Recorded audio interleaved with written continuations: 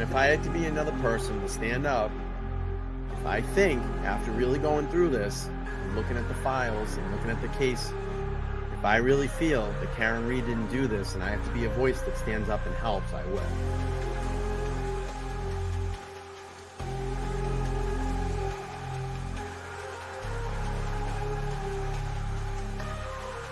We are expected to learn more about the allegations against the girlfriend of a Boston police officer who was found unresponsive in the snow Saturday morning. I-Team sources say Karen Reed was in a relationship with John O'Keefe. She's facing charges including motor vehicle homicide and manslaughter. We're the only ones fighting for the truth of what happened to John O'Keefe. And me and my family and my attorneys and my team have marshaled every resource to get to the truth. It just feels like no one else wants it. Now, just be clear, you didn't do it. We know who did it, Steve. We know. And we know who spearheaded this cover-up. You all know. And no, she didn't do it. No, she didn't do it. This is an innocent woman. She didn't do it. I tried to save his life. Yeah. I tried to save his life at 6 in the morning. I was covered in his blood. I was the only one trying to save his life. Why'd you admit to it? She didn't admit to it. She didn't admit to anything close to that. Nothing close to that. And you should know that. That was like 3 or 4 times she admitted to it. No, she didn't. That's not true. She asked a question. She asked a question, which is very different. She didn't admit to anything.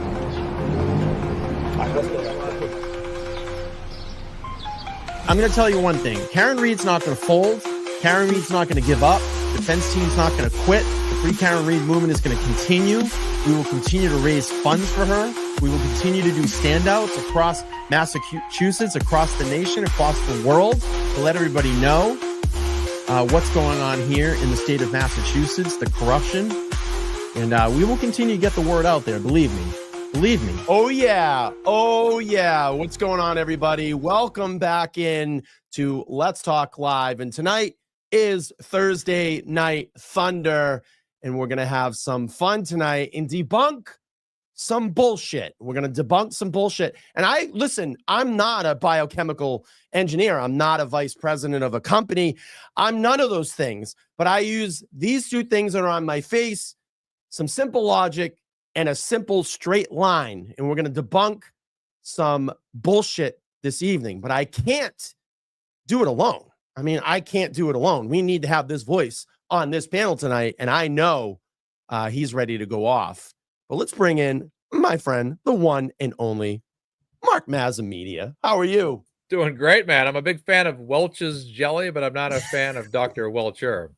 So I got to get that out of the way first. Well, I'm it kind of feels like halftime at the Super Bowl right now, or halftime in a big game, because it just it's been a long run. Again, it's hard to believe that this trial is already about 5 or 6 weeks in right now, and now all of a sudden here we go, we're switching sides. And Karen Reed herself today, when she was walking out of court, told the news media it's going to take about a week and a half to 2 weeks, which means that probably by the third week, no later than the third week of June, the jury is going to be deliberating. Unless, of course, there's 19 more voir dire to go on in this trial before it comes to an end. But it's been for me, it hasn't been as mentally exhausting as last time, because I've scaled back on shows. That was one thing I hope to do this time around, and it's worked to very much a great success for me, just being on shows on a limited basis instead of day after day.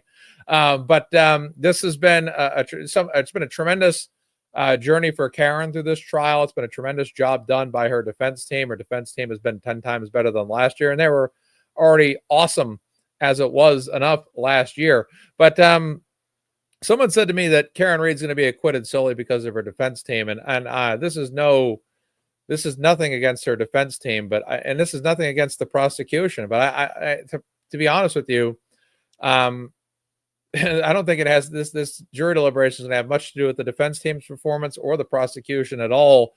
I think it's going to come down to the jury. Turtle Boy tweeted earlier that he reminded everybody, and this is something I haven't lost focus of either, is that if Ronnie the juror told you anything, is that they don't live within the echo chamber that we do. They don't see the things and have the elongated duration of seeing all this information like we do. And last year, we saw a jury that really had a different tale and a different perspective than we do here, those of us that are free Karen Read. So it's alarming for sure to see what the jury is going to think. Now, with all that said, it's important to remember that it's fairly obvious to me, in my opinion, in my perception of how it went last year, that the jury was rigged, that members of that jury that were pro Karen Read were dumped into the alternates, and then they weren't one of the 12 that was selected. And I think Sue O'Connell had a tweet today talking about how one of them was really positive. But, I'm almost wondering if that particular juror will end up getting knocked out of the 12 juror selection process, because, again,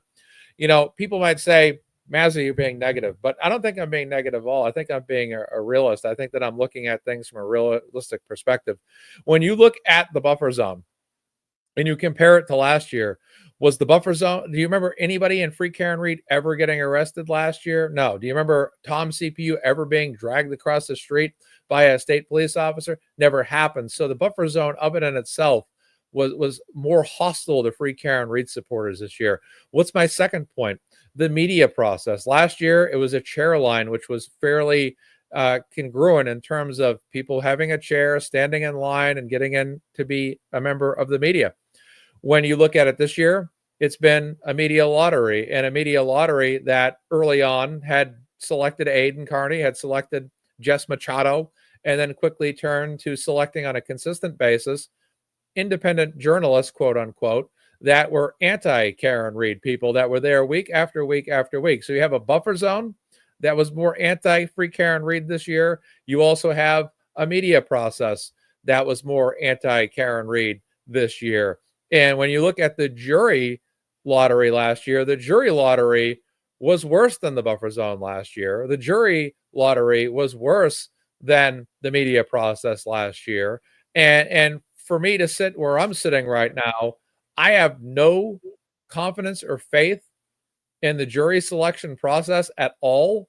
And I have no faith in the outcome of this trial until the moment where Karen Read is declared not guilty. And I do believe that Karen Read will be declared not guilty this time. However, I am absolutely beyond mentally prepared. Honestly, I'll say this.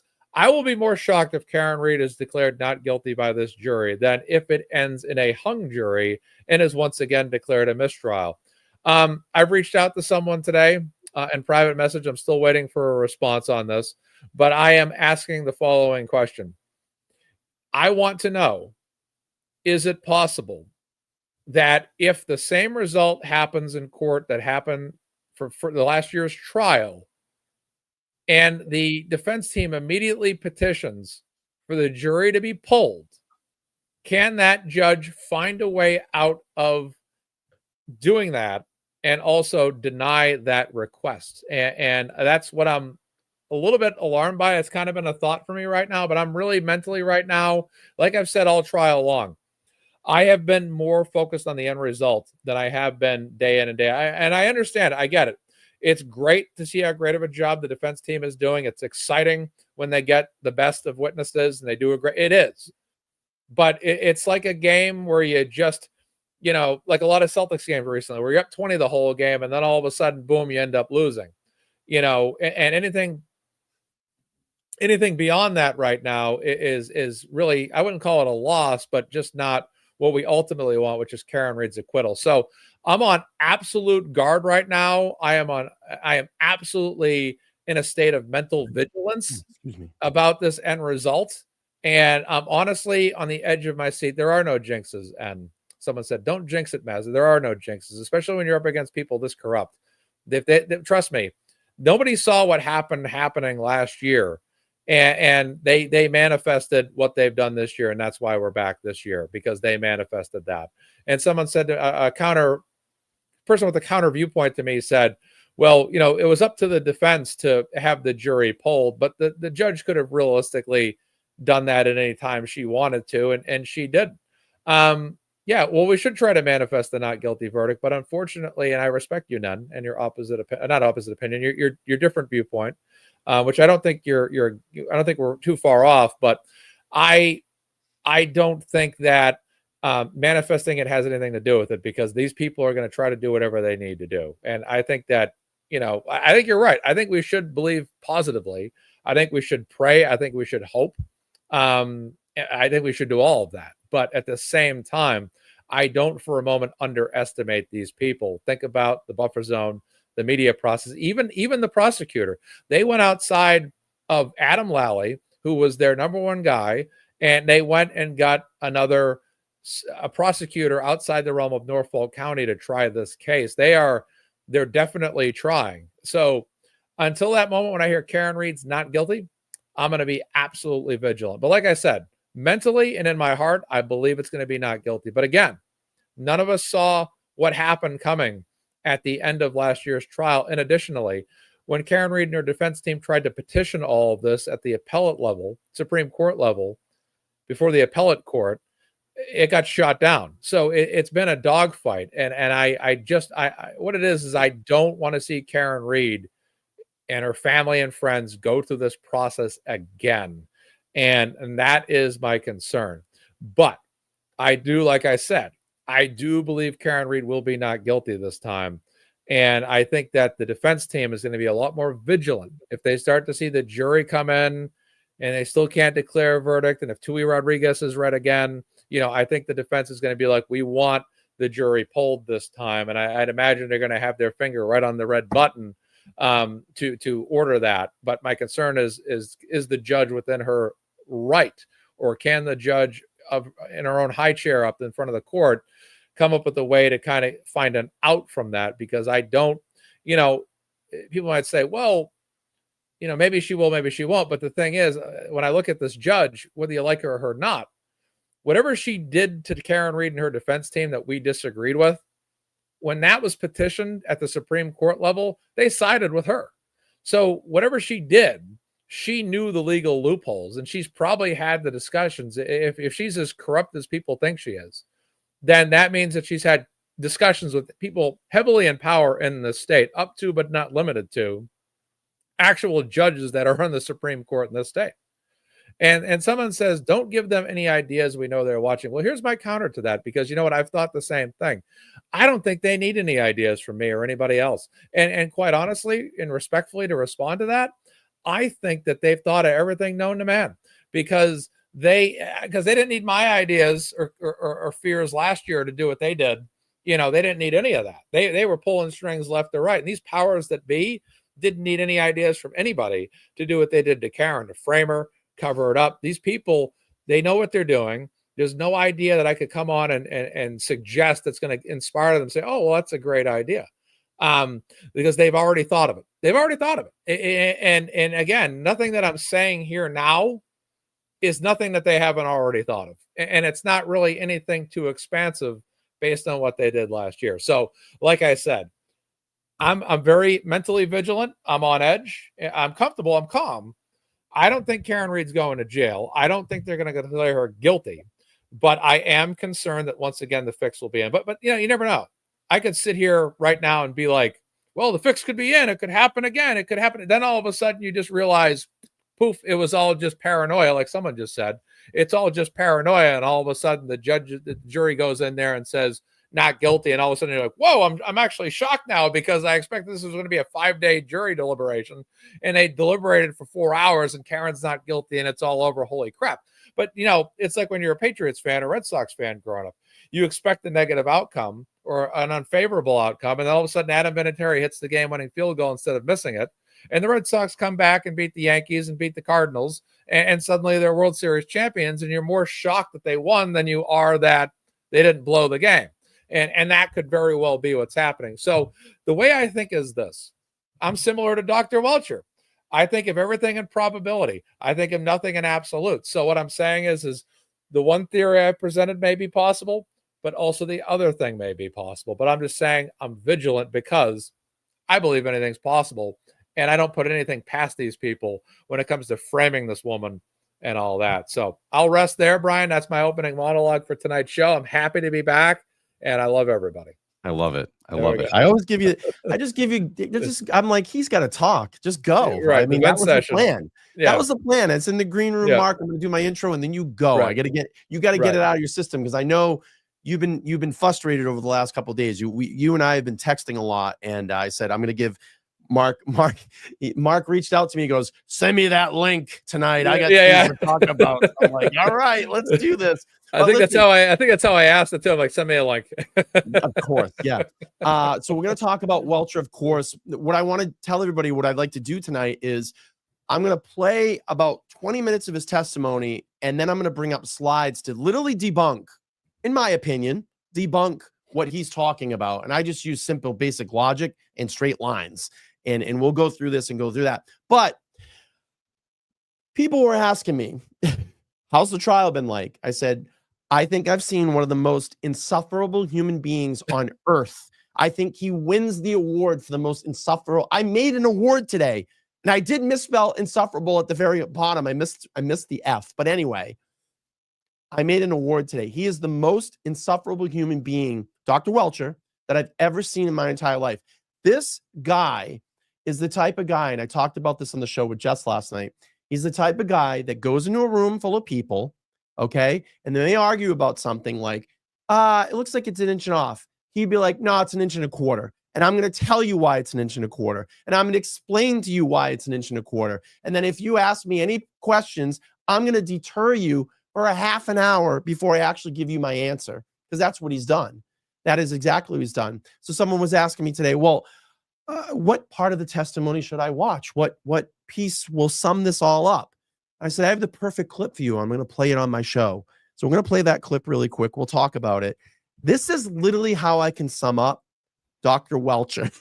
Literally this clip right here. Let's play this. 3D images that you had available to you. Isn't that correct? That's exactly what we did. When I went through the video analysis, I showed you how we overlaid the point clouds, the 3D scans on top of each vehicle. So we took the, we took Sir, the vehicles. Please don't interrupt. Hold on. Your Honor, he keeps referencing my hand and saying I'm doing something when I'm not. And I think that's distracting to the jury. So, I'm not interrupting him. Hold on. Let the witness answer the question. I'm just holding my hand like this, Your Honor. He keeps saying that I'm doing something. Mr. Leslie, please. All right. Go ahead, finish the answer, Dr. Welcher. Again, in the photogrammetric analysis, I showed the video. I showed how we overlaid the point cloud on top of the video.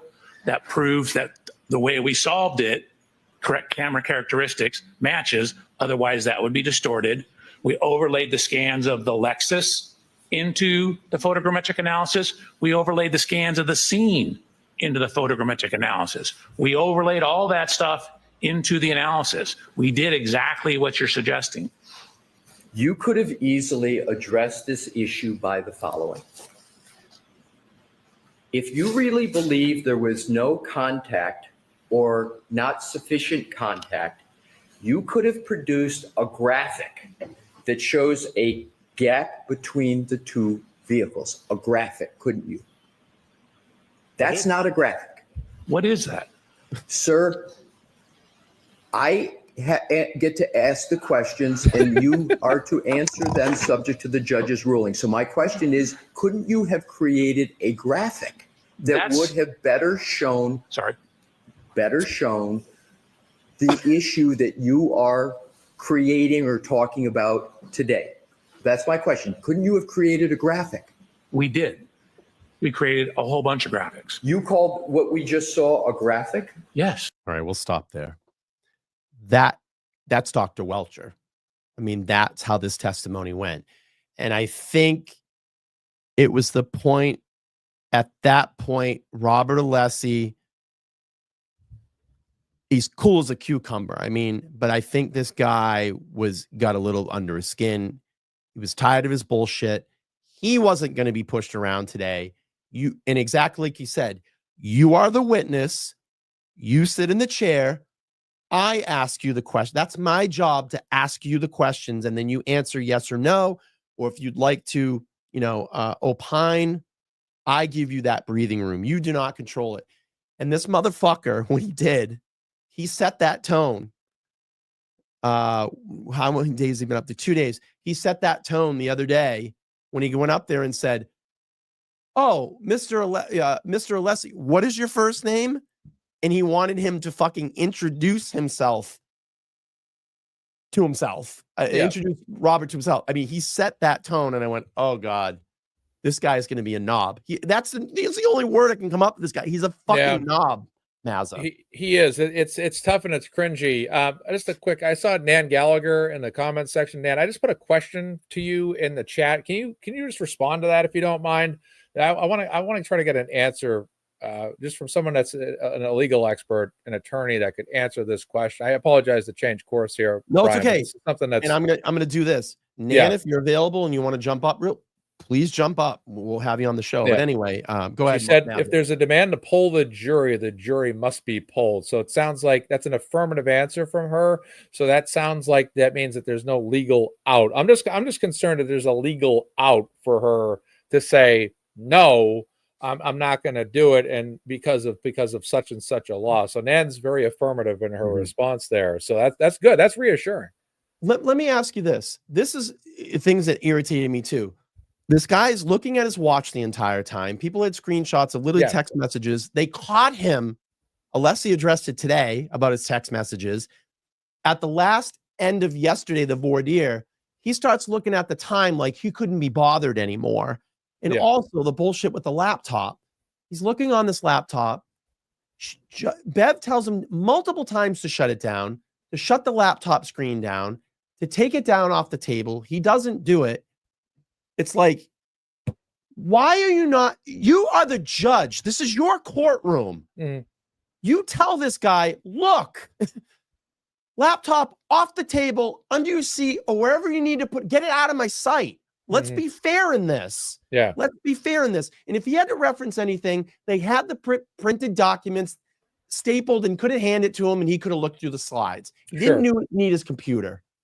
Sure. I'm sorry. Perfect rant. Let's talk about this. So you have, when you're a guest in court, for example, when if you're with the Reeds, or you're even with the Keefe family or whatnot, you cannot have a cell phone, and you can only have a technological device if you're a member of the media, essentially, right? You got this guy that's sitting in the chair, and he's been documented on camera, looking at his phone during sidebars and looking at his laptops and all this stuff. I've never seen that in the duration of this trial or retrial ever. And then he's doing it over and over. Now, I thought Jessica Hyde, in terms of personality, was the most, I would say, awkward in terms of her manner of correcting people and just really not being what I would say. I wouldn't call her uncooperative. I would just say that she kind of has her own way of her personality and the way her demeanor and the way she conducts herself. Now with him, he gives me the impression that he's a doctor. It's not really used to being questioned. He's used to probably either being in around yes men that support his theories, but he wants to take charge of every conversation, and to the point where Robert Alessi today actually leveled up in terms of saying things like, I'm asking the questions here. He was like Arlie Ermy in Full Metal Jacket. I'll ask them questions. It was kind of like that. And he's always, even like yesterday, he's like, where'd you get that? It's like, your position is not to ask the questions. You're sitting in that witness chair, and you're being asked questions. And honestly, I thought he was a textbook over answerer. And I don't know how he was prepared by Hank Brennan, but he's definitely performing differently. He was prepared, and thank God you said that. He was prepared by Hank Brennan because he knew, and I'm telling you, I said it the other day to Karen during the lunch break. This is his forte. They coached this guy up to be a prick because they knew that he had the attitude, and they knew at the end that they were getting ready to arrest, that this testimony that just I don't fucking care about, and this is my opinion. I don't give a shit about anything that happened 20 days before this. What are we at? 22 days, okay? Yeah. I don't care. Okay. This very moment was the Commonwealth case, and they needed this guy. In my opinion, this is why he was going to dig his heels in. They told him to be a prick. They told him, we need you, and this is probably where everything is going to land. That's my feeling on this. And I know people in the chat are going to probably say I'm wrong, but I'm telling you, this is why this guy was this way. Because he wasn't going to be pushed around. He was going to make sure that the jury understood this is the way that it happened.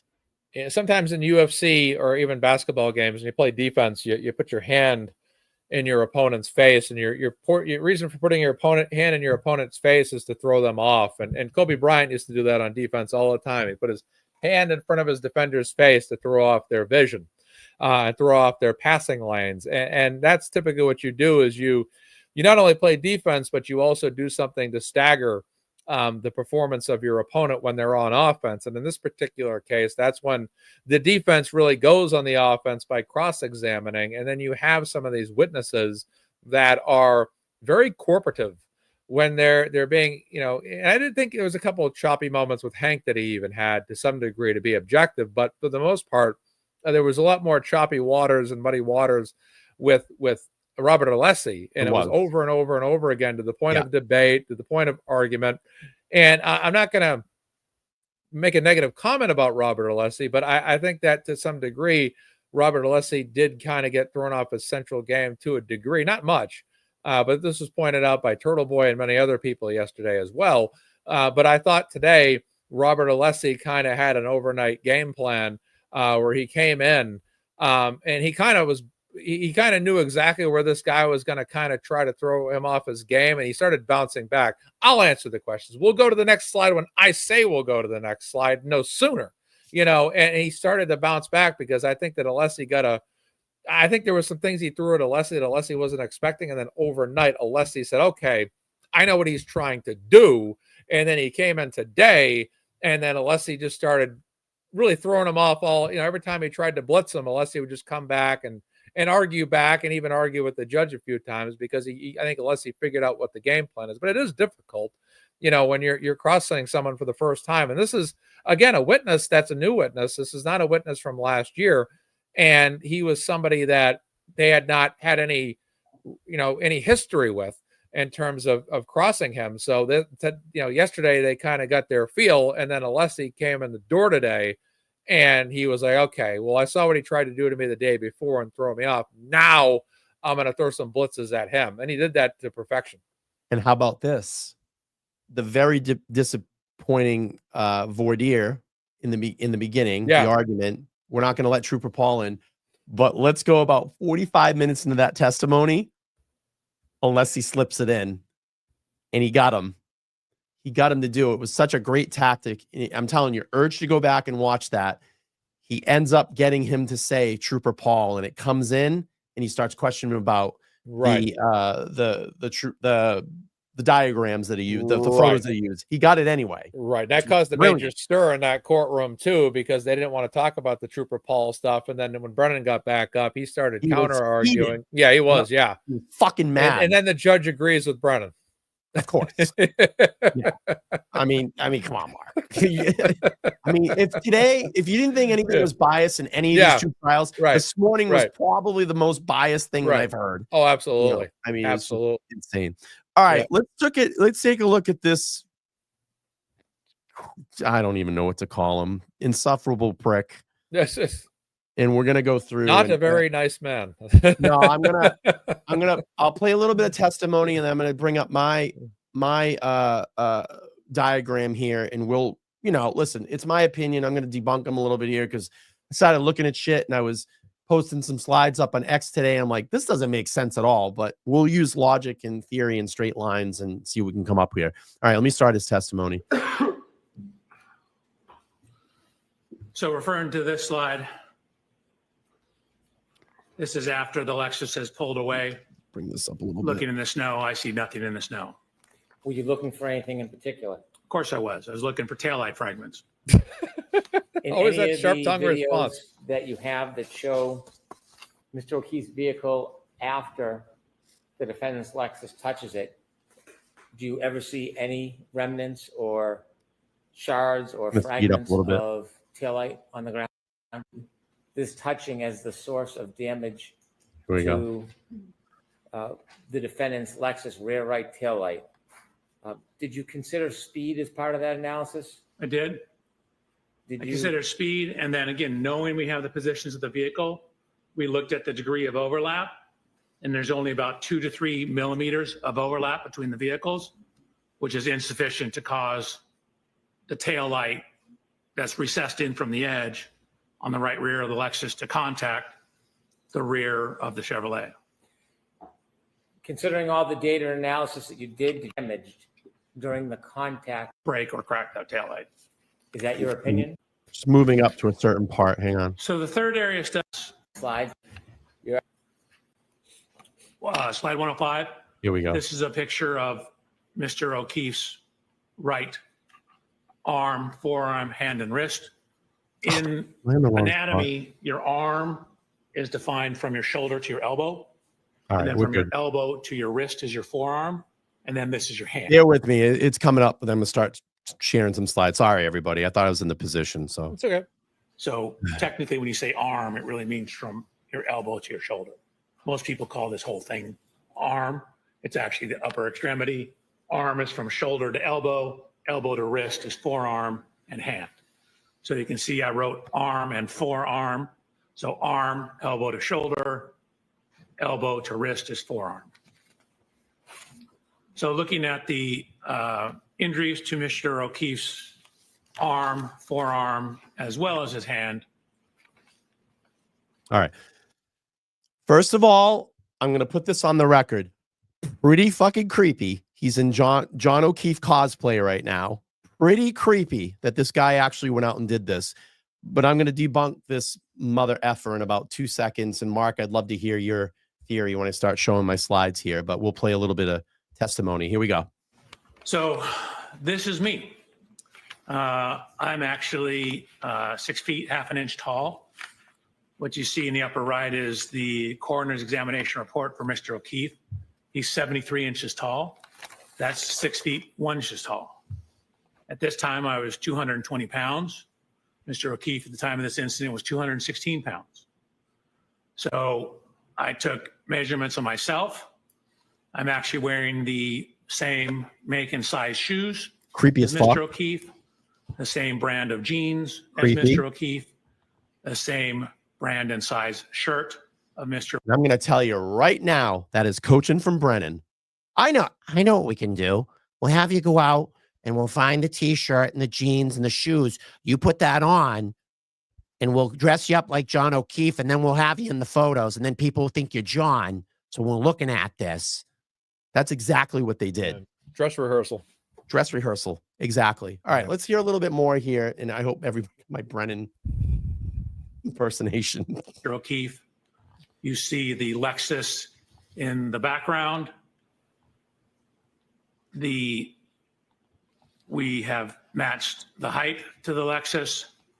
What I'm showing here is both my height, and then keep in mind where the height of this wing is relative to my right eye.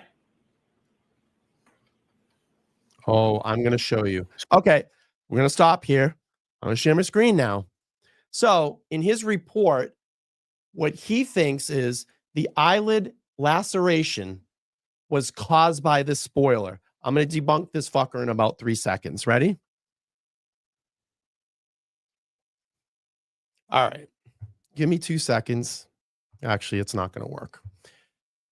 Let me use my pointer. Here's the edge of the spoiler, okay? We take a straight line and go all the way across. And let's just say we flip him around. Guess what? That's not anywhere near his eyelid. It's on his forehead.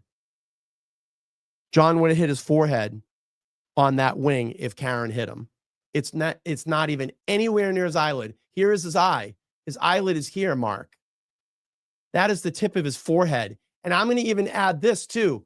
He's fucking tilting his head back. He is tilting us. His nose is up. Yep. He's tilting his head back.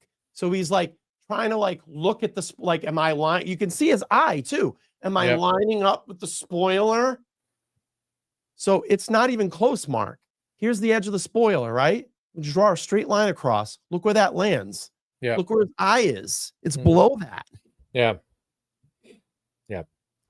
Now, I think he said he's 6 feet tall. Wasn't John 6'2"? So wouldn't that be 6'1"? Yeah. No, 6'1". Okay. All right. Yeah. It doesn't, a lot about, I mean, I'll give the guy credit for trying, but I wasn't sold on his information because I don't want to necessarily change I don't want to get too ahead of you, Brian, if you have other things planned for these Well, I have slides. lots of things planned that we're going to go Okay. through here. And Okay, I'll then let you go ahead. You can agree or disagree. That's why Yeah. we're doing this. Yeah. Agree to disagree. It's not a problem. No, I don't disagree with anything. No. Yeah, of course. Let's play a little bit Okay. more here, and I'm going to really smoke this guy here. So now I'm wearing, in addition to the same shirt and shoes, same type of sweatshirt, and actually the same kind of baseball hat.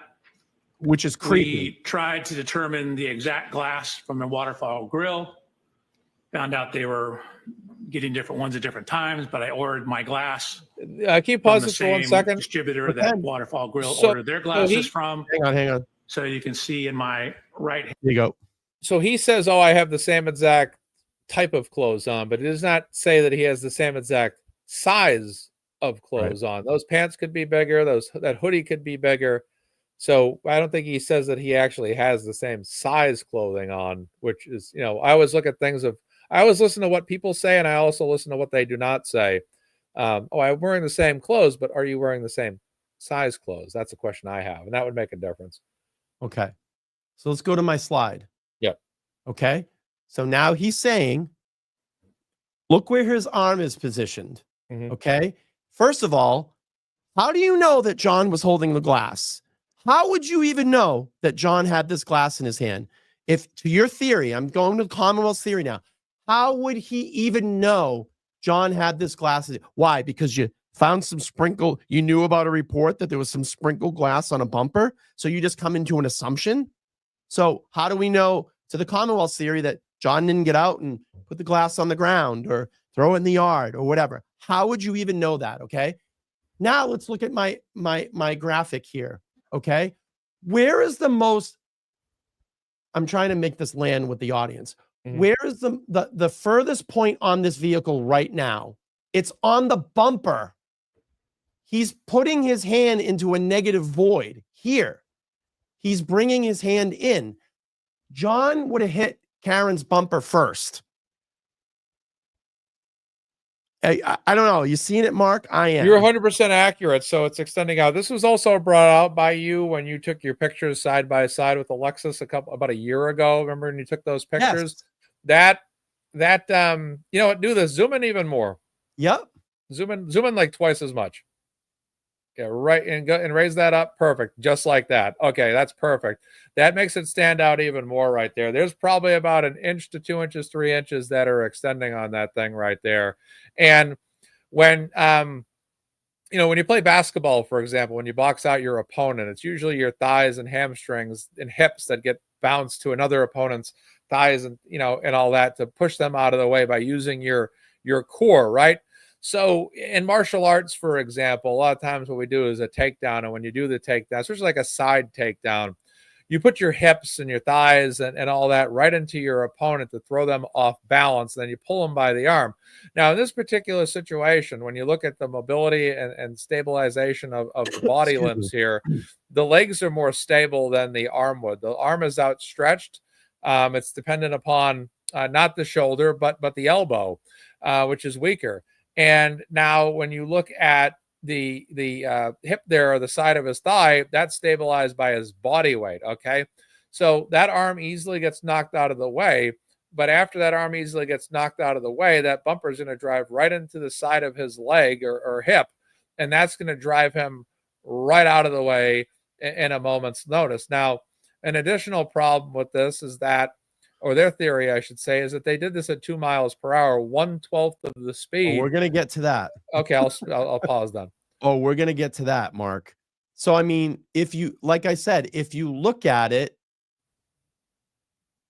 that to me is even a better, and you can see where I circled it here, where that edge is sticking out. It's at the hip. So if John would have been hit by Karen's car, he would have one, had a thigh bruise, definitely. He would have had lower body bruising, and probably most likely, if he was hit there, Karen would have ran him over at 20. They did it at 2 miles an hour. Just put this at 24.2. That's a lot more speed, a lot more inertia coming at you. That would lay you out. It would have broke your hip. You'd have a lower leg injury. All right, let me go back to the video and then we'll go to the next Yeah, slide. I would say this too to add to your point. I Sure. think there'd be some blood staining inside the skin Of around course. where the bruising area. There would have been bursted blood vessels and all that. And to your point, I think that his ankle It's even better. is going to get dragged right underneath that. If he doesn't, I think one of two things happens: either he gets knocked to the side, similar to what we actually saw in Dr. Welcher's reenactment, or if he does get hit, he maybe falls off balance and falls into it, and then gets run over. There, And I then used a there's straight line yeah, on this yeah, that's graphic. perfect. Look. Actually, that's perfect. But that explains a lot right there. It's a lot of space, and that's going to drive right into the core of his body there, the centralized portion of his body. And that's going to drive. I mean, you play, like I said, you play basketball or martial arts. You do any of those things? I play martial arts, and we're going to Right. get to the martial arts stuff here in a second. I'll leave it to you. Oh, you're going to like it, and I know you're going to be able to opine a lot on it. Perfect. Because I saw some tricks that he played in this, and we're gonna show it. But I want everybody to see in the audience, even if you look at this graphic here, I just took a straight line. This is his photo. I didn't alter it because I can go back. It's his photo, straight line down. Look where the point of contact would have been. It would have been on this bumper first, 100%. And he's sticking his hand into a negative void. That space that's here. This is, essentially a negative space because this would be your contact point right here. I'll make this point too. I thought that Aperture did depending on how you feel about the job they did, whether it's really negative or whatever. I think that what they did was very useful for the defense because there's a lot of their material that can be very easily, like you said, look what you're doing right now. You are exposing this. You're doing diagrams on this thing. It's very easy to expose and exploit to say, hey, look, this information is more favorable to the defense, quite honestly. I agree. All right, let's go to his paint. We're going to go to the paint. Play by paint. Blue Man Group coming up here. Oh, wrong. I know you had some good stuff on X about Blue Man Group the other day. Yeah. Here I have a glass. Here's a glass. It looks similar. It's from the same location. And then in the lower, just a quick pause for a second. Quick thought. Yep. If that glass was in his hand and it did in fact shatter, then he would have had cuts inside his own palms and on the side of his hands. But in this particular case, his cuts or scrapes are only shown on his forearm. So that doesn't add up to me at all.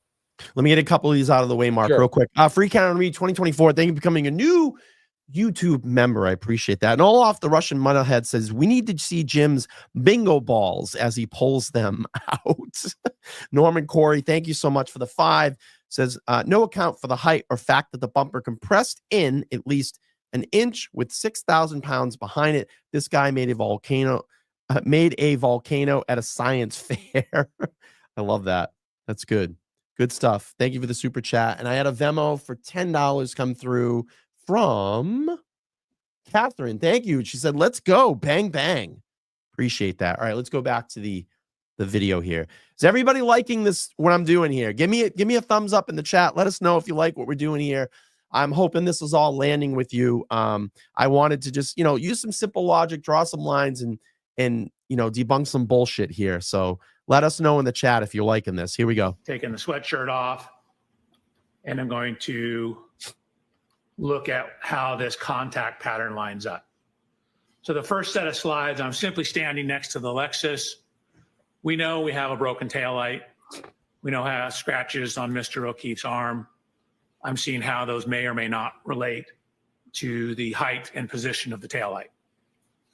Dr. Welcher, if you could back up one slide, I have a question for you. In the middle photograph, at the top of the Lexus, there's like a rim. What do you call that? I call it a wind wing. I mean, it could be a wing. Okay. Thank you. Thank you. Thank you. Thank you. Air dam would be another. $2 super chat real quick. Shannon, the liar, Oh, that's a pretty good one. Too much BS to debunk. That's a pretty good one. I like that name. I like that name. The liar, The liar, Yeah, it was good. Okay, so I then set about to do a little bit of testing with the Lexus. The first test you're going to see is me just walking backwards or actually sideways into the Lexus. What I've done is I've painted the Lexus right rear tail light with what's called grease paint. And sort of like paint, but it doesn't dry. And then I have backed up sideways, side shuffled into the Lexus Side shuffles. with my arm out, see what the damage pattern looks like. Or basically where someone of Mr. O'Keefe's height's arm would contact the rear tail light. So then, All right, I'm going to pause here. This is the problem I have with this. I know exactly what you're going to say. You are doing an experiment with the sweatshirt off. You are showing the jury not what the Commonwealth is saying that actually happened that night, because John O'Keefe was wearing his sweatshirt. So you're showing a manipulated experiment. This would not make sense. You notice when he went to the grease paint that he took the sweatshirt off. This is a problem because that's truly not what happened that night. I don't know, Mazza. What do you think about this one? I agree, and I agree, but I don't disagree. So I agree that this is not. Well, it would be organic from the standpoint that he's trying to simulate the photo of John's arm wounds with bare skin. So to that point, valid. To your point, also valid, because again, the sweatshirt would be on at this particular point, and it is to a point. This does not, for me. Well, he does try to indicate a contact error that does have a very big margin of error because it doesn't fully extend enough down towards the wrist. He doesn't provide enough justification as to why the taillight would have shattered, and if the taillight had shattered. See, what he's showing here is he's not showing how the flesh wounds took place. He's only demonstrating a contact point. Right. So while they do have some kind of an argument to say, well, if he had been standing there, which they have no evidence of, by the way, they can only say, okay, well, in this situation, if he had been contacted, this is the contact area. So they can make some kind of justification of that. Now, they cannot justify, however, taillight shattering and penetrating, like to your original point in this conversational thread, how when he has that hoodie on, how that taillight shattered and penetrated that shirt and then caused those wounds. So this is, like you said, very deceiving. I think to a mind that's not mentally trained enough or not discerning enough, this could be very deceiving to them and even trick them. But when you do look at this, it's not enough information. They tried, but they fall very early into their argument. And then I go back to my original statement. Here we go. I took another straight line and look where the first contact point would be. Yeah. Here at that bumper. So, all right, let's go back to testimony. Follow me in this one, Mark. I want to see that picture. I want to see that picture one more time. I was starting to really digest that line you drew. Let me just see this here again. Yes, please. Tell me when to stop. So you're saying the contact point was not at the arm first? Hell no. It would be at the right here, the bumper. Look at the straight line.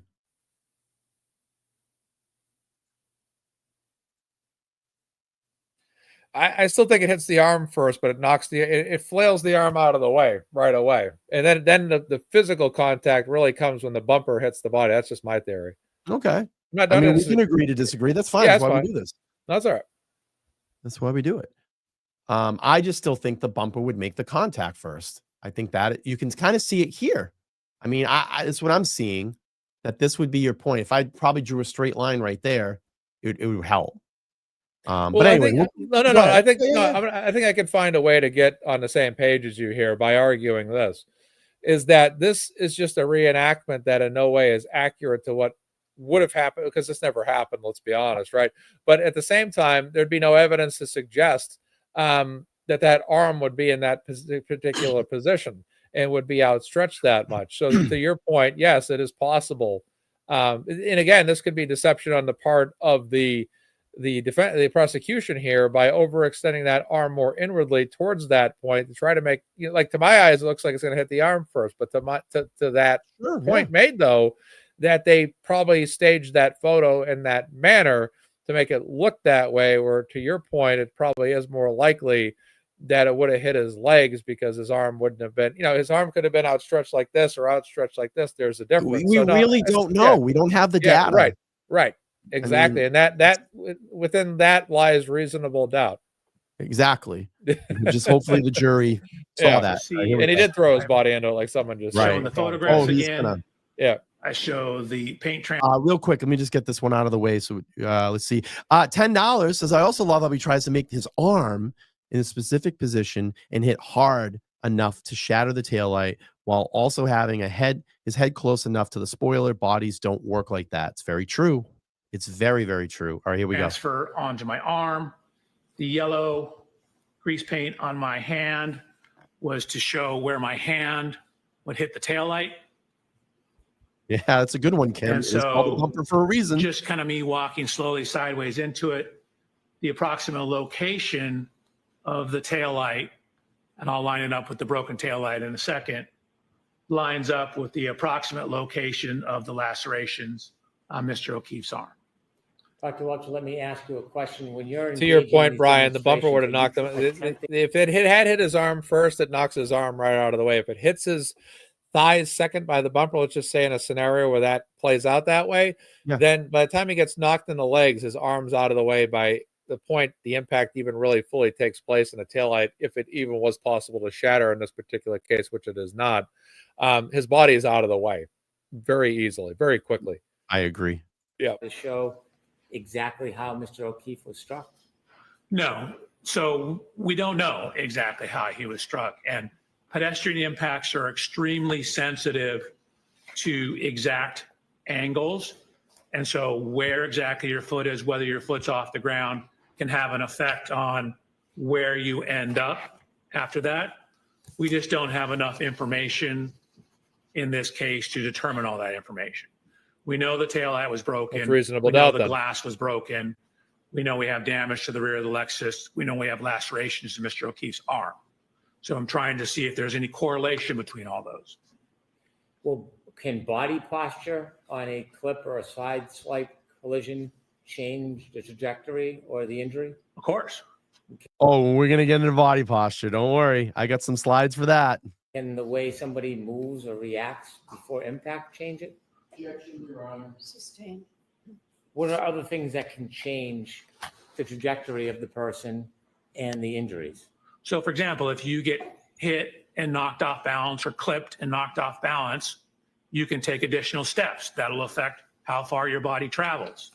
If you have one foot on the ground versus the other foot on the ground, affects how the body rotates. If your arm is at 90 degrees or 85 degrees, will affect the kinematics. We attempted to model different possibilities, and we're getting results that were all over the map. Small changes in the pedestrian position give you huge change in the output. And so from the tech stream data, we don't know exactly when in the tech stream data he was hit. So we don't even know the exact impact speed. In most pedestrian reconstructions, you typically have a point where the impact occurred, like where the person was, like in the crosswalk, for example, and they get hit and their tire leaves a rubber scrub. That's called the area of impact or point of impact. You then can look at how far they were thrown and using some laws of physics, calculate how fast the car had to be going. Well, we don't have that in this case. We don't know exactly where Mr. O'Keefe was on the roadway when this happened. Sorry, I'm about to go to the next slide. No. Without having, I got a point I want to make. Would you say that there's a significant difference between the size and weight of an SUV compared to a human being? Yeah. Okay. Would you say that there's a significant size and weight difference between a wooden baseball bat, Major League Baseball bat, and a Major League Baseball? Would you say that there's a comparable difference between a baseball bat and a baseball in size and weight? Okay, so you'd agree with me the baseball bat and the Lexus are both bigger than the baseball and a human being, right? Yeah. When a baseball bat hits a baseball, what happens? It goes out into orbit. It's just knocked right out of the way. It's gone. It's just boom, there it goes. David Ortiz and Albert Pujols knock one out of the park. Home run. Okay, so if you're getting hit by a vehicle in reverse, then it's really no different. The physics of it is really scaled. The scale of the baseball bat to the baseball is probably somewhat similar to the vehicle. If not, the vehicle is probably more significantly heavier than the body is than a baseball bat to a baseball. So basically, if you get backed into by a vehicle, you get knocked. There's really any damage to a baseball bat. And if there is, it's because of the force of the batter that's involved, because they're controlling the baseball bat and it shatters, but it's the force of the batter that is a baseball. There's a bat and there's a body, but there's only two parties in this. It's a body and a vehicle. The driver inside the vehicle is not similar to a batter that has a height and weight holding the baseball bat. So this bat swings and boom, it knocks the ball. It's the same thing here. A vehicle going in reverse is just boom, gone. His arm's there, boom, gone. Body there, gone. It's just, it's out of the way. It just clears it. It rams it right out of the way and it's gone. Anybody that's ever been hit by a vehicle physically, a lot of times there's limited damage because it's you're not hitting a solid object. You know, when a person hits a deer, there's a lot more damage because the deer is running with force and power. When a human being's just standing there, it's a goner. It's just going to get hit. There's no resistance. There's not enough resistance to hit something that's going to cause a shatter effect. It's going to hit the person, boom, they're down, and then it's bruises and cuts and scrapes in a situation that would be more befitting of being wherever the body might have hit the ground. But there's not going to be all these wounds on an arm like this that are cuts and scrapes because there's no time. Like when he does this reenactment at 2 miles per hour, his arm is already out of the way at 2 miles per hour, 1/12 of the speed. And then if he was hit at 24 miles or 26 miles, whatever, that arm's out of there even quicker. That body's out of there even quicker because you have to take the size of the vehicle, the weight against the person it's hitting, against the resistance of the person it's hitting, and then the speed of the vehicle in reverse, which is going to knock the person right out of the way, and down they go. It's just like a baseball. It's gone. There's no time for the baseball bat to sustain any damage from a baseball that's being thrown at 95 miles an hour by Pedro Martinez or Randy Johnson. So it just doesn't happen. There's no time because the only way those wounds would be caused by that taillight is like a lot of people say, if it had teeth, if it had a bunch of forks in it, if it had a bunch of steak knives on it, then it would be a direct goring, into his arm. But it's not. It's a flat surface that's hitting him and knocking him out. Now, if it was like a knife or something, boom, then there's the cuts. But that cutting would go in and out. But when it's hitting you, you're just gone. Now, if that vehicle had backed into like a cement wall that had resistance, the vehicle would have stopped and there would have been shattering all over the place. But it's not hitting a resistive force. A baseball against a baseball bat, the baseball is not resistive. Once it gets hit, even if it's foul, even if it's a grounder, it's going away. If it hits a body, boom, it's gone. It's off. It's out of there. It's not like it's being knifed. It's just so different. And this theory alone is reasonable doubt to acquit Karen Read. Go ahead, Brian. Do me a favor. Continue that thought for about another 30 seconds. I'll be right back. Sure, no problem. You got it. So open to MazzaMedia on LTL. There we go. So, all right. So no, but that's what I'm talking about is that there's no time for the taillight to shatter. There's just no time for it because again, it's getting hit so quick. Basically a body by comparison is like a pea stone. It's just a little, if you were the driver in that vehicle backing up and hitting somebody, you just hear like a slight thud. There'd be no significant damage. There's just none. There's just no way. So when I look at all this and I say, oh yeah, the taillight shattered, the taillight would have to run into a force so resistant that it would just be like, boom. It would basically be like this, boom, like that. And then, okay, when two heads butt, there's some shattering.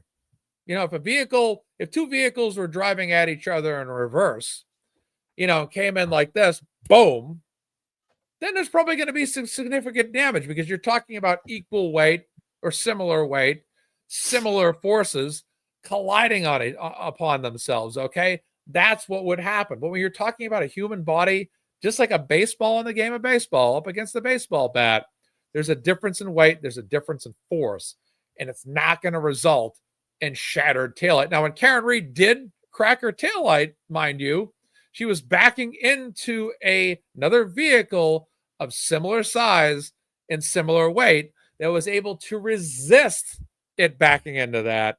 And as a result, there's a crack. So let's go back to Welcher here, and I agree with everything he said. Thank you for taking that. I had a pound of water before it came in here. It just hit me. I'm like, I gotta go to the bathroom. Yeah. Impact or an exact speed or an exact body position.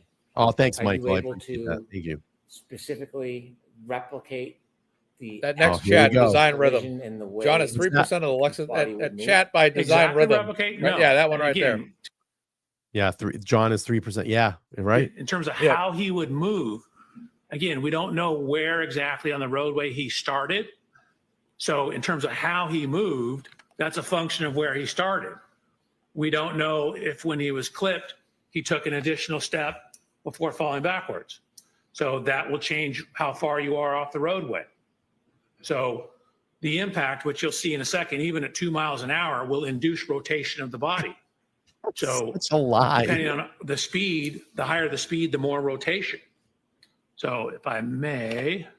That comment by This Mary guy just Stitt. is so in love with himself. He is. He does. Yeah. Look at that comment by Mary Stitt that just popped up. It's about 5 or 6 comments above. The video of a woman getting sideswiped by a fast-moving car reversing into her. She's lighter, smaller, flew less onto the concrete.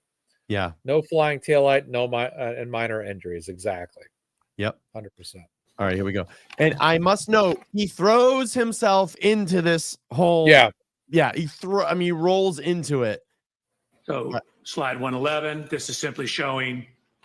I want to play this, and then I'm going to go back to my slides, and I'm going to show you where I see some bullshit in this too. Right, walk sideways, how this lines up with the location of the lacerations on Mr. O'Keefe's arm. Here's the post-contact scuffing on the taillight. Here's a picture of Miss This is so cringy. Reed's vehicle on the right-hand side. Oh, here we go. So now I said, okay, that was me walking into the car. Let's have the car drive into me. Ooh. I did this at very low speeds. I And you'll really. see. Well, I was going to say I'll something. show this from 2 different. I don't want to say it. I'm going to refrain from that. That's okay. Refrain. Yeah, I'm going to. Angles. I think you know what I was going to say. Yeah, pretty I'm much. doing test 2. It's such bullshit. Actually, And- hang and- on, let's just- yeah. What I like about yes, this. Yes, here it is. This is my Yeah. point. This is my Yes. point. All right, stop. Go ahead. Stop. All right, You got it. we saw the positioning the feet, right? Yes. Okay. Notice this. Perfect. Pre-experiment, his body is square.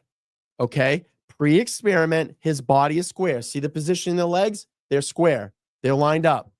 Here we go. Now we're going to do the experiment. Oh, what do? We get into this, I call it a martial arts stance, where you have 1 foot forward and 1 foot back. So you're now positioning yourself more forward. And you're able to use that back leg, this in martial arts, as a weight transfer. Correct. But now he's trying to move closer into the SUV to get his experiment to work. Let me go back and show everybody again. Additionally, one more point to make about this. He is more stable horizontally with feet side by side. Yes. Excuse me, my mistake. He is actually, he is actually to this point, his body is more resistive to the vehicle with the left lead martial arts stance because he's already got 1 foot back as a safety to protect himself from getting knocked straight down. Because if he was hit by this vehicle at 2 miles an hour, and I'm thinking deeply here, if he's hit by that vehicle in reverse at 2 miles per hour, even as safe as that may be by comparison, there's still a chance that he could be knocked down. Now, both feet are side by side. It's harder to step back out of that. With 1 foot back and 1 foot forward, now only 1 foot has to come and spin around, which is exactly what he does. He spins his right foot around, I believe, and then left foot's already back. It's a protective stance. Yes, and this is my point, though, to the jury. Pre-experiment with the static photos that he took, he's in this straight stance. I'm just looking in the sense of when you go into this martial arts stance now, you are projecting yourself more forward towards this vehicle. So you're now erasing what I was trying to say, that negative space. It wouldn't line up now with the bumper. He's gotten more closer to the taillight now. So this is a bullshit thing. And you'll see it even worse here. My next slide. Look. He's not square. He's leaning into the vehicle more now. So am I crazy? Brian, no. Actually, honestly, this is such a great point that if the defense is watching, they might want to consider using this in court. I don't think they're going to need it, but this is a great I mean, this right here, what you've just said, refutes his entire point that he made. He's turning his body. He's not He straight. is. He is. He wasn't a static photos. Well, look even beyond his legs. Let's look at his chest. His chest is also in a similar. He's in a side. That's called the side stance. Essentially, his arm is outward more. This is now breaking. Now, keep in mind, to your point that you were making 20 minutes ago on this show, you were talking about. And that's exactly right, Nan. You were talking about the bumper hitting his hip more. Now he's extending his legs back further, so he's less likely to get hit by the bumper. Yes, and is extending his arm out. Not only that, he's extending his hand out more, and then his chest is almost parallel now at this particular point. So yes, this is a total farce. Yep, I love it because now he's taken his hip and moved it back where it would have hit his hip before, and he's getting his arm more forward to line up. To Nan's credit, he's making the accident work. Yep. And I talk about this all the time. I think it's like episode 11. Go watch it. The Staircase on Netflix. They had a CSI, what the hell's the word I'm looking for? Expert in this field that worked for a crime lab down in North Carolina. If anybody watched the Staircase, Dwayne Deaver did the same similar shit. He conducted multiple experiments over and over again until he got the result that he needed to testify in court, and then took that video and brought it into court and put a lot of innocent people behind bars, including Michael Peterson. And I forget the gentleman's name, but he did this thing with DNA as well and put someone behind bars for like 17 years, and the guy even wasn't in the area. Yeah. But I'm telling you, go watch that. And it's almost the same similar thing. And this guy ended up getting caught. Yeah. And anyway, I digress on that one. No. All those people got a great settlement out of that. Yeah. And it's funny. Nan and I were talking about this the other night. All right, let's go back to this video here. I got more bullshit to debunk. This is from a camera that we have. Great catch, Brian. Great catch. This is the speed. You'll see it's only about a 2 mile an hour. I'm like this. Look at, you can see his stance there, Mark. You can see it there. This is deceiving the jury. It's deceiving the jury. He's not square like he was in his static photos. Our impact, but even a 2 mile an hour impact redirects me back and causes me to rotate and take a step.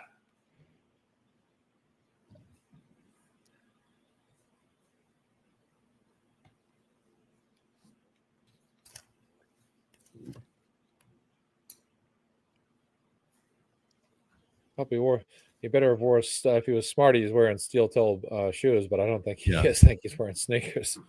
Now he's going to move forward again. See the stance he's gotten into? Yes. See? There goes the arm immediately. The arm's out of the way so quick. With a leg. I'm going to try to pause it. Sure. I'm going to slow this down. I love doing shit like this. It's good. Yeah, it's good stuff. Let me turn the sound down so it's not awkward. Let's see that in instant replay. Ace Ventura, Pet Detective. Yeah. Yeah. But I want you to see the position of his back leg. Yeah. In the static photo. So now, and you can even see him pushing his arm forward. Nick Rocco's in the house. What's going on, Nick? Now look. If he was square, like he was in his static photo, the back leg would have hit the bumper first. He's throwing his arm into the tail lens, the taillight lens. That's to your point, too, that his body positioning was deceiving to what would be normally effective. Yeah, it's going to be great. I'm looking forward to that. And Joe Flipperhead did a great video of this, like where he slowed all this down. He's like, he totally threw himself into this. And let me just share this. So now what he's doing,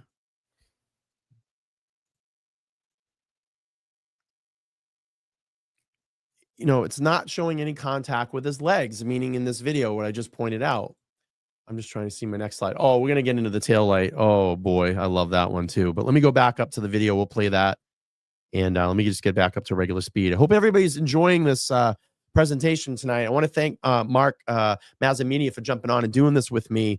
I don't like to say I have fun doing this stuff, but it's a very interesting and creative exercise that I thought of, and being able to do this and get Mark to opine on this as well. Please make sure to like this video as we're going through it, and go over, and if you're here for the first time and you haven't subscribed to Mark Mazza, you need to. And it's MazzaMedia on YouTube. You can find him over there. I'm getting the full name there on the screen. I just got to duck my head down. There it is, MazzaMedia, just like that. Yeah, right there. And you can find him on X as well, too. Thank you. All right, let me speed this up, get past the sidebar. That guy that was in the court right there, just play back just a little bit. Yeah. That guy, see that guy with the navy blue jacket? Right, That's fucking John right DePietro. there. This guy. No, He's a lawyer. Isn't that the guy from Canton? Yes. Okay. All right. Yeah, well, and he got told to put his cell phone away. Did you see that the other day? No, I must have missed it. Yeah. Yeah, it was kind of funny. John DePietro. Yeah. All right, let me go back. Here we go. Decide it wasn't to replicate a study or a movement or give an opinion. No, that walking simply- had nothing to do with this case except for me instructing the driver what to do. Thank you for that clarification. Sorry about that. No apology necessary. Could you go back to the beginning when you were explaining this so we can go through it? Mark, they're playing grab ass with each other. Did Bev make a face there too? Watch Bev's face. Who says that? I gotta watch that again. Conduct the test. Watch. So when you walked up to the passenger side, it wasn't to replicate a study or a movement or give an opinion. No, that walking simply- had nothing to do with this case except for me instructing the driver what to do. Thank you for that clarification. Sorry about that. No apology necessary. Could you go back to the beginning when you were explaining this so we can go through it? She kind of side-eyed there. You didn't want to go back to the beginning. Yeah, she kind of side-eyed there. It was like, ah. So this is the dynamic test 2.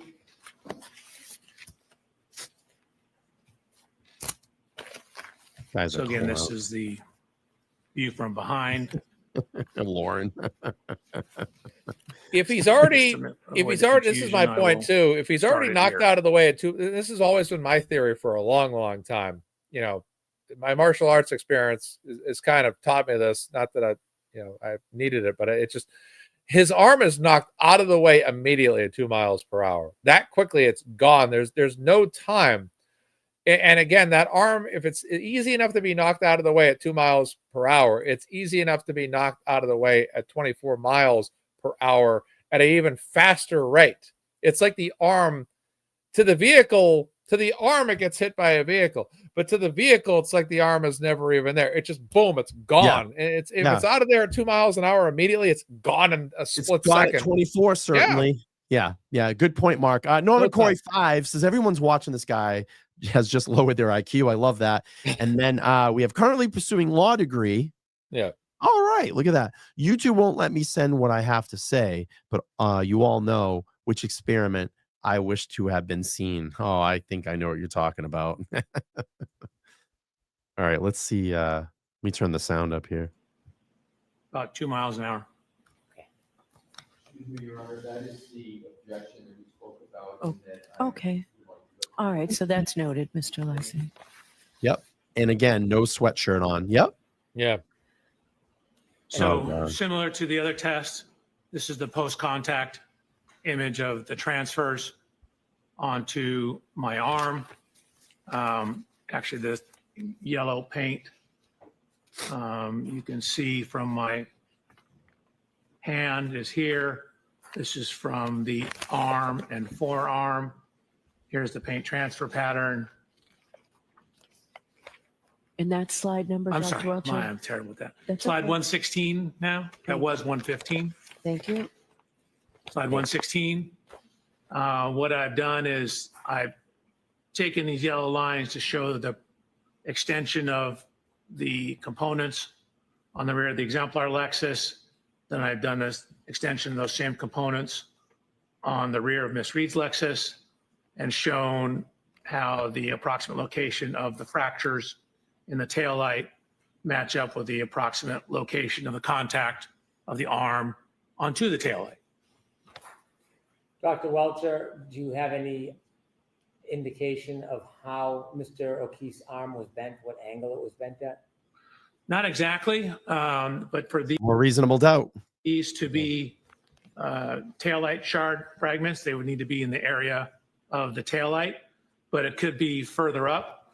We know from the police photograph. I'm going to speed up a little bit. I want to get to this part here and show my diagram. Sure. Okay. Perfect. This is where I want to be. Here we go. At the police station, showing that. Oh, he zoomed in for me too.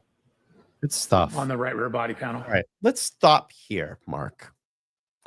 Now we see the back end of Karen Reed's SUV, and we see a lot of like white stuff all over it, and watermarks and salt on the back of the bumper. Okay. So here's my question. And I know a lot of people have said this, and I'm bringing up old information, but for people that might be new to this case, we have to do stuff like this. So I want to just show everybody, here are the said taillight pieces, the taillight, John's arm. He goes over this. I got a problem. You got a bunch of salt and sand and dirt and road debris all over the back of our SUV. This is what it looked like inside the Sallyport video. Sallyport. This is the photo from the Sallyport. But here's my problem, Mark, and for you newbies that might just be here for retrial. Isn't it amazing? Isn't it amazing how pristine these pieces of shattered taillight are, and how pristine the body of this particular piece of evidence right here is. And I want to note this area right here, because that would be where the lens would have exploded all over the place. But you notice this black piece right here, Mark? If this taillight shattered the way that they're saying that it did at 34 Fairview that night, Karen hits John, the taillight shatters. It's in the middle of a blizzard. She drives back to One Meadows. It's now snowing. And at 5 in the morning, she gets up, drives back over 34 Fairview. Now there's probably salt on the road. There's plenty of water. I mean, we live in New England. We know, what it looks, what our cars look like after a storm. If you have a black car, whatever, you got dirt, debris, water kicking up everywhere. Drives to 34 Fairview, drives back to her parents' house in Dighton. So she's driven more in the snow and debris. She went back to John's house again. Before that, went back to Dighton.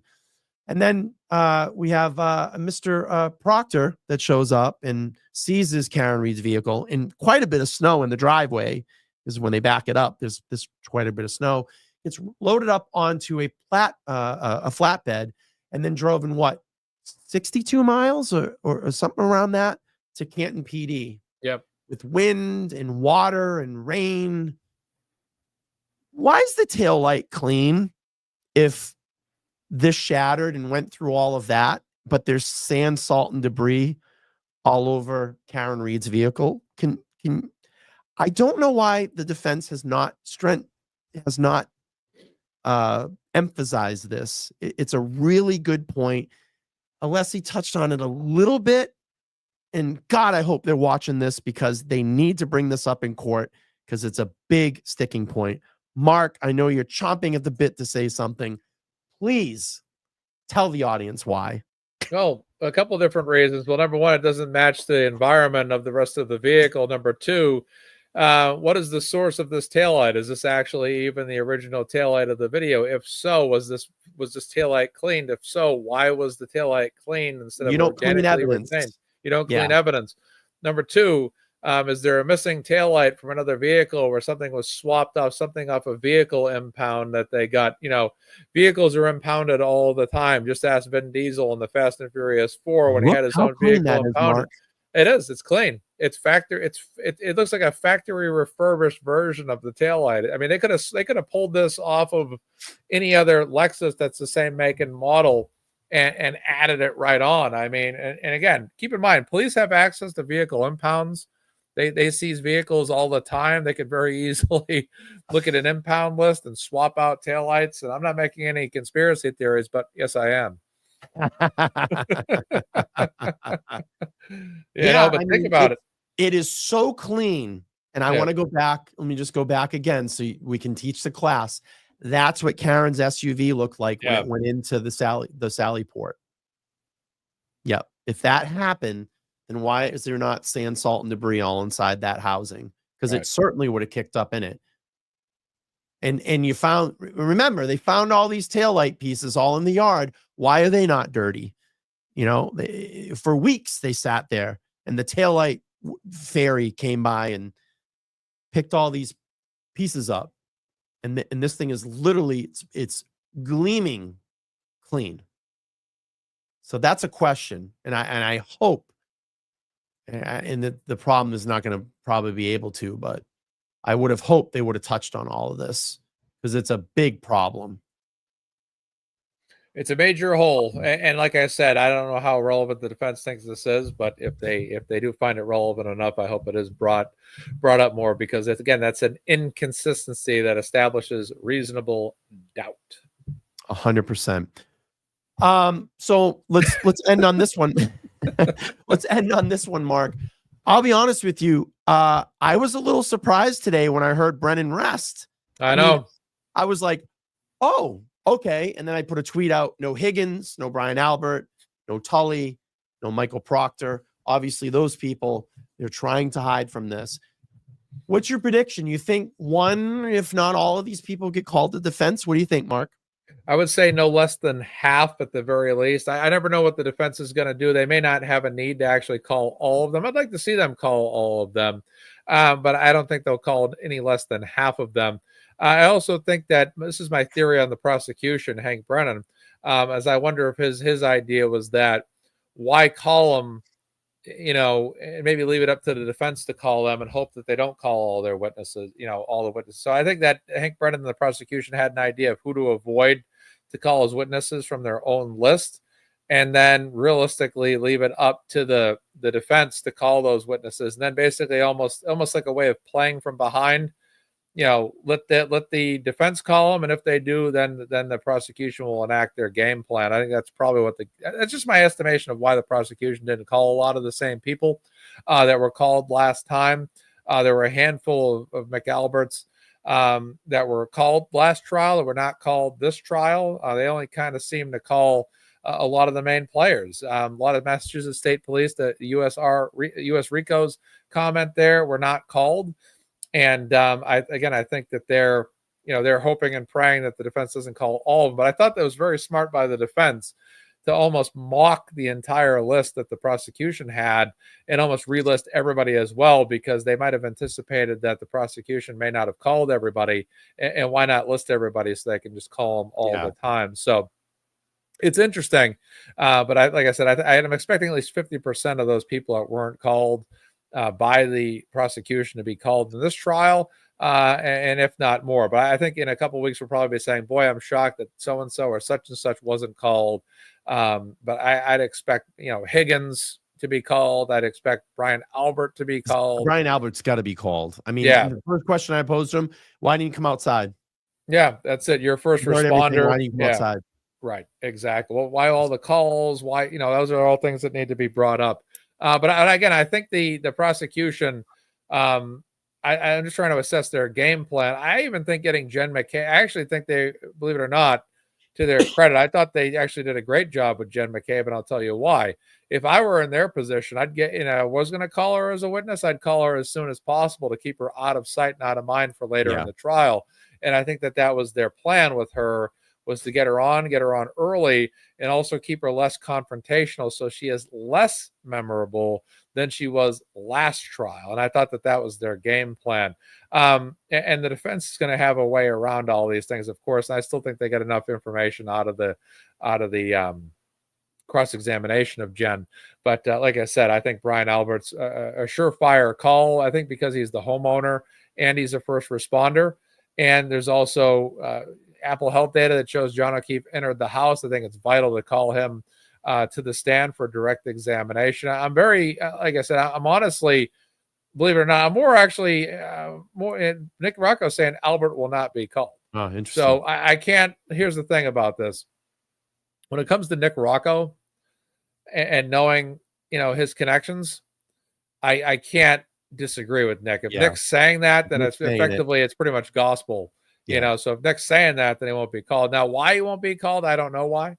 But again, if Nick Rocco is saying that, I'm in no position to refute Nick. I'm not going to refute Nick at all. Yeah, I'm not going to refute Nick at all. You can't. He's the closest. He's the closest to all the sources. Yeah, so. He's got higher security clearances than we do. Yeah, I would say. Yeah. But it's going to be an interesting, week and a half to 2 weeks. I'm so glad. Guess who we have in the courtroom next week? Aiden and Jess Machado. They got the fucking lucky lottery on this one, and I love it. I'm going to be in there. And now we've all called it out. I called it out on my show. You called it out on your show. Jess Machado and Aiden have been calling it out on whatever platforms beyond X that they've been on. And all of a sudden, after the four of us plus everybody else that's out there called it out, all of a sudden, not only are they suddenly on the list for the next week, but also those people that seem to be get called every week without fail suddenly were off it. Just very notable. It's interesting.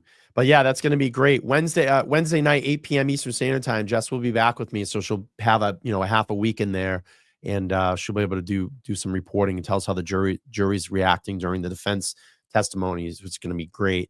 And then having Aiden in there is going to be awesome as well too, so we can hear from him. So it'd be nice to get Aiden in there. I mean, no one deserves to be in there more than him. And like 100%. I said, I've been very upset with I consider we have two free Karen Reed independent journalists, and the other side has two independents, and it seems like consistently the independents on their side were called consistently until it was called out by UI and multiple other people, including Aiden and Jess, and then bam, all of a sudden there's an opposite effect this week all of a sudden. But Aiden deserves to be in there. He's earned the right, and it's been a blatant conspiracy against both of them, quite honestly, to keep them out of that courtroom. What's something that would surprise you if one of these witnesses get up there and do or say something on the stand? Like would it surprise you if Proctor get up and pled the fifth, or you never really know what's going to happen now. I think that guy's going to get eviscerated on the stand. Yeah, it's going to be interesting. I honestly think that the second half of this trial is going to be the most notable portion. I thought last year the first half of the trial was most notable. It was the stand. When you think back to the first trial, you really, beyond Arca and Dr. Murray Russell, obviously, you think kind of predominantly about all the people you saw and cross-examinations you saw during the first half last year. But I think the second half, I think the prosecution tamed down a lot of their more colorful witnesses by not calling them or even toning them down a little bit. But I think that this time around, there's no telling who the defense will or will not call. We just heard from Nick moments ago that Brian Albert may not even actually be called. Yeah. And that appears to be gospel. So I think that this is going to be very interesting to see what happens. Now, I'm highly anticipating cross-examination by Hank Brennan. As we saw with him with Dr. Marie Russell and Dr. Wolf and how intense that got, I think there's going to be a lot of conversation on the internet about all his cross-examinations of these witnesses. I think he's going to turn it up. Yeah, those were extremely notable. He's a former, he's been a defense attorney, very much a proven history there. And that's why I think that they're not calling a lot of their own witnesses, and they're leaving it to the defense to call them, because I think they want more of they want Hank to be more in his comfort zone, which I think is on cross. So I'm very much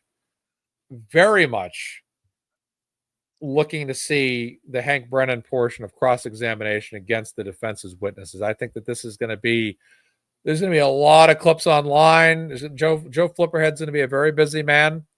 And it's going to be, I think when this trial is all said and done, you're going to be looking at the second half of this trial, I think, is going to have more clips and more standout moments. You know what's interesting is that the prosecution called the weatherman expert, but they didn't call their dog bite expert Crosby, which was interesting. And I'm pretty sure that the defense is going to call Garrett Wing. Yeah. So how are they going to counteract that? You know, Sure, it's very strange. Yeah, but they didn't even, I know what it is. They didn't want, they just solely wanted to focus on the accident. They didn't want to bring in, you know, the alternate theory, you know, of in their opinion, the alternate theory of the dog and all that. So I kind of got what they did this time around. Let's just solely focus on the accident. But I'm going to tell you, I think that Karen's defense team is absolutely going to be ready this time around. They're going to bring better experts in. I think the way that they lay out their defense is going to be more tailored and more streamlined. And I think they're going to get right to the point. And wait till you see their digital forensics experts. And when you see ARCA get up there again, and we even caught a little bit in that voir dire, and I think it was a little Easter egg. If you go back and watch it, you know, when ARCA was up there, you know, they said, well, you know, we have demonstrations, and I'm like, oh, I can't wait to see what they're going to come up with. Oh yeah, this is going to be, I really think when they, you know, the defense always says wait for us. I also think you haven't seen anything yet from the defense. I think however great you think the defense has done so far, I think get ready to multiply that times whatever number you want, because I think that they got okay, Crosby will be called on the rebuttal case. Oh, okay. I got it. Very interesting. So after the defense rest, after the defense rest, Hank will call Crosby. Got it. Thanks, Nick. Makes sense. I'm telling you, you guys are getting your worth tonight. Nick's dropping some. Yeah, Nick's great. Nick's done a great job, and beyond Nick and his appearances on Court TV and his fundraising, Nick has just been him and Jenna. You know, Jenna, I don't think gets a lot of credit, you know, these days.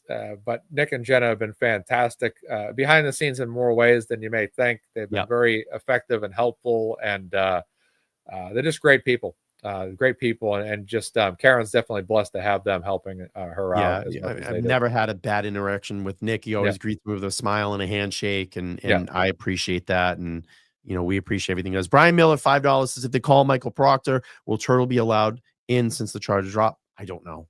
I don't know. I don't know. Maybe if Nana's here, she might be able to answer that, but I really don't know. Mark, anything else you want to touch on before we wrap up? Yes, I just asked that the defense doesn't call any of the witnesses that Aiden can't be in the courtroom for when he is in his week. Yeah, so exactly. Aiden can be in there, but you know, I think that this is kind of similar to the movie Tombstone, because we need a movie reference tonight when basically Doc Holliday and Wyatt Earp talk, and basically Wyatt Earp goes, all right, then let's finish it.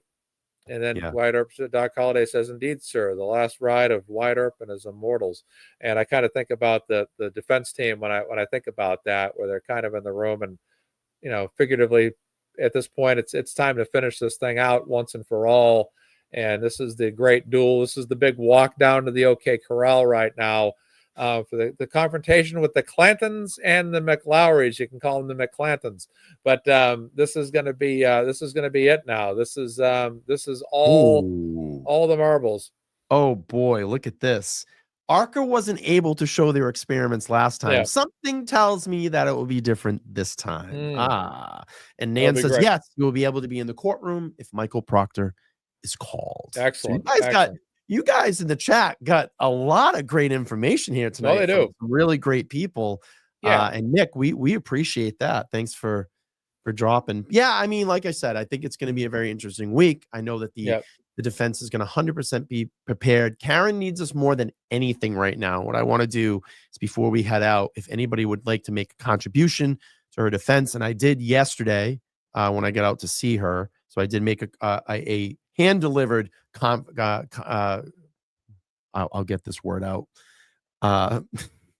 donation to Karen, and I'll drop the defense link in there if you want to do that before the show or after the show. We would appreciate it.